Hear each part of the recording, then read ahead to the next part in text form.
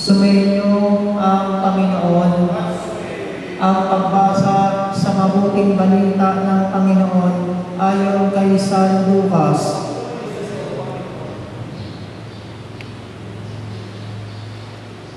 Umaga-umaga ng araw ng Linggo, ang mga babae nagtungo sa libingan, dala ang mga pabango na inihanda nila.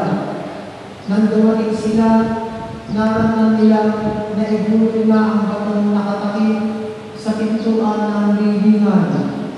Ngunit nang pumasok sila, wala ang bangkay ng Panginoong Hesus. Samantalang nagugulo ang kanilang isip tungkol dito, nakita nila ang dalawang lalaking nakasisilaw ang gamit. Dahil sa matinding takot, sila'y lumuhod, sayad ang mukha sa lupa. Tinanong sila ng mga lalaki, bakit ninyo hinahanap ang buhay sa gitna ng mga patay? Wala na siya rito, siya'y muling nabuhay. Alalahanin ninyo ang sinabi niya sa inyo noong nasa Galilea pa siya. Ang anak ng tao ay kailangang may pagkanulo sa mga makasalanan at may pako sa krus, at sa ikatlong araw ay muli mabuhay.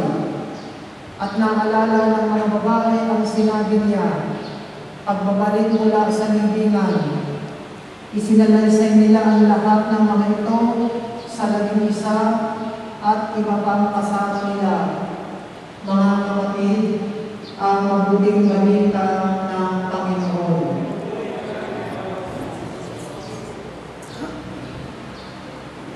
Muli po ang aming pong pakikiramay at pakikidalamhati po sa mga mahal sa buhay ng mahal nating lumang kapatid na si Roberto, na ngayon nandito tayo sa simbahan, nagdarasal sa Diyos, nakapasulit sa kanyang kaharian ang kaluluwa ng aming lumang kapatid na si Roberto. At tayo naman po na nandito pa sa lupang ibabaw, umaasa tayo na kapag si Roberto